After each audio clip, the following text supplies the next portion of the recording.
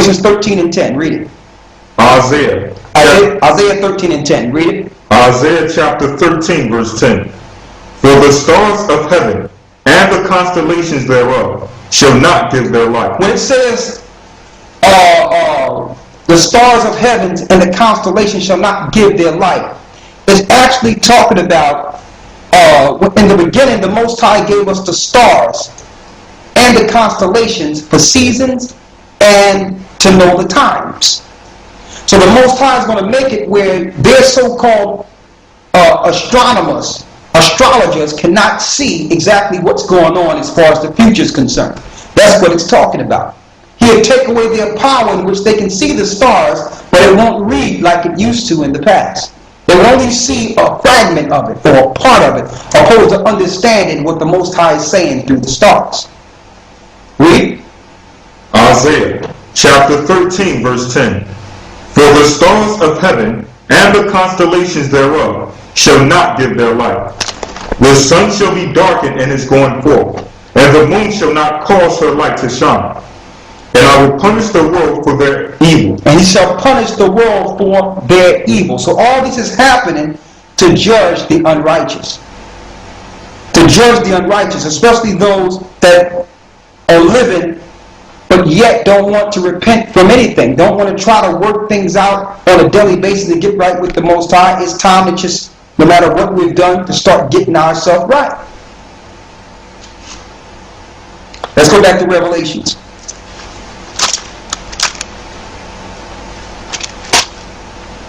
Where you left off at there? Verse 12. Read. Revelations chapter 8, verse 12. And the fourth angel sounded, and the third part of the sun was smitten, and the third part of the moon, and the third part of the stars, so as the third part of them was darkened. And the day shone not for a third part of it, and the night likewise. Go ahead. And I beheld and heard an angel flying through the midst of heaven, saying with a loud voice, Woe, woe, woe to the inhabitants of the earth. That's woe, woe, woe. That's 3 destructions, which means destruction, destruction, destruction. So it seems we're aiming everything towards the elitists and talk about the elitists, and we should, but still they're only doing what the Most High allowed them to do under their seal. They're operating in the spirit of Satan, and they're going to kill as many people as they can, especially those who are immoral and are trying to actually scorn the truth of the Most High and go against the Most High. The Zionist powers are aimed towards sinners. That's why in their movies and everything they promote, it's to promote sin, because if you sin, they have power over you and they can use you. So this destruction of the seals, we shouldn't fear if we're serving the Most High. It's only for those that are falling under the umbrella and following and worshiping the mark of the beast. Read. Verse 13. And I beheld and heard an angel flying through the midst of heaven, saying with a loud voice, Woe, woe, woe to the inhabitants of the earth, by reason of the other voices of the trumpet of the 3 angels, which are yet to come, which are yet to sound. Excuse me. Okay. Now, it says 3 angels which are yet to sound. Go to Revelations 14.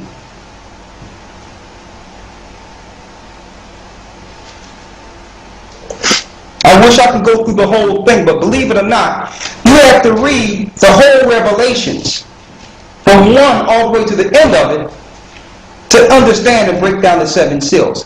It's not talking about seals happening in chronological order. When Christ went to the throne, he opened up the seals and released it in the earth. He released them. So now these are prophecies being fulfilled, one after another, one in its turn, another in its turn, that will eventually lead to him coming through the sky and judging what's left. Go to Revelations 14 and let's start the first verse. Revelations chapter 14, verse 1. Listen to this clearly. Read. And I looked, and lo, a Lamb stood on the Mount Zion, and with him 144,000. So when Christ come back, from when he's standing in the east, as soon as he come back in the earth, he He's going to be standing with 144,000. 12,000 men from each tribe on Mount Zion. Read. Having his father's name written in their foreheads. Having their father's name what? Written in their foreheads. So this is what we know for sure. The 144,000 will know the Most High's name. And it's about 30 billion people out there, millions of people that know Yahweh and all these other names. But we know the 144,000, which is a small remnant, will actually be saying the Most High's name. We know that for sure. It says here, and I looked, and lo, a lamb stood on the Mount Zion, and with them 144,000 having the Father's name written in their foreheads. That's the seal of the Most High. That's the seal of the Most High. Read. Verse 2. And I heard a voice from heaven, as the voice of many waters, and as the voice of a great thunder, and the voice of the harpers harping with their harps. And they sung as it were a new song before the throne. Now listen to this new song they will sing before the throne. Read.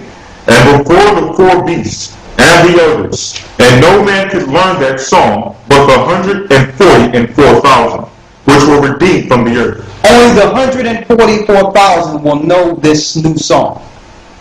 Read. Verse 4. These are they which are not defiled with women. When it says they which are not defiled with women, these are those that have put down their lives and are not dealing with the philosophies of the earth, like the whore that sit on many waters, who's bringing philosophies. Okay? These men are not dealing with all these different philosophies in the earth. That's what that means. Read. For they are virgins. These are they which follow the Lamb whithersoever he goeth. These are they that follow the Lamb, which is Christ, wheresoever he goeth.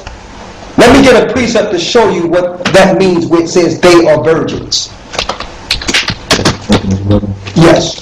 Because if you don't get this, they'll think that it's talking about physical when it's not speaking about physical.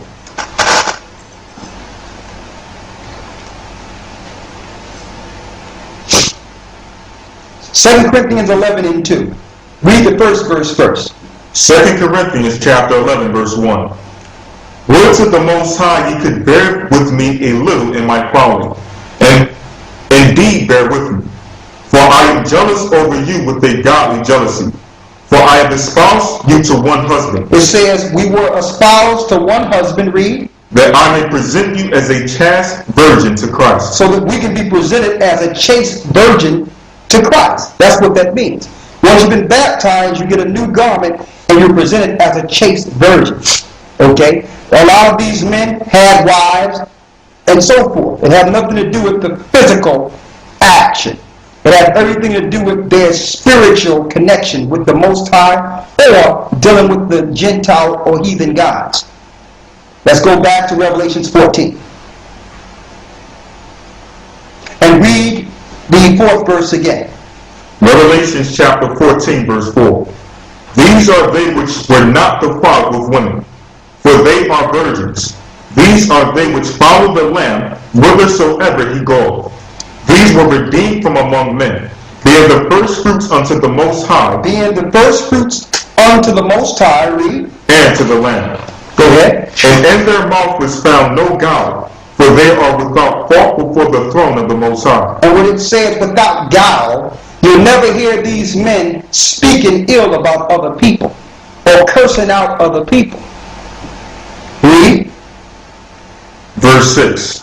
And I saw another angel fly in the midst of heaven, having the everlasting gospel to preach unto them that dwell on the earth, and to every nation and kindred and tongue and people. So this scripture proves that we must teach the gospel to every nation and kindred and tongue and people. There was a spirit that had to go forth in which this would happen. Read. Verse 7. Saying with a loud voice, Fear the Most High, and give to him glory, for the hour of his judgment is come, and worship him that made heaven and earth, and the sea, and the fountains of waters. This is what we must teach according to the gospel. To have everyone worship the original Father again, in spirit and in truth. Fear the Most High, which means keep his commandments. Give glory to him, which is a higher. And worship him that made heaven and earth, and the sea, and the fountains of waters. Read. Verse 8. And there followed another angel, saying, Babylon is fallen. Listen to this clear. Babylon is fallen. Is fallen, that great city, because she made all nations drink of the wine of the wrath of her fornication. Because she made all nations drink of the wine of her fornication.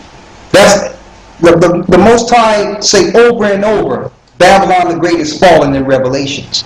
She made all the nations to drink of her wickedness and evil against the God of gods.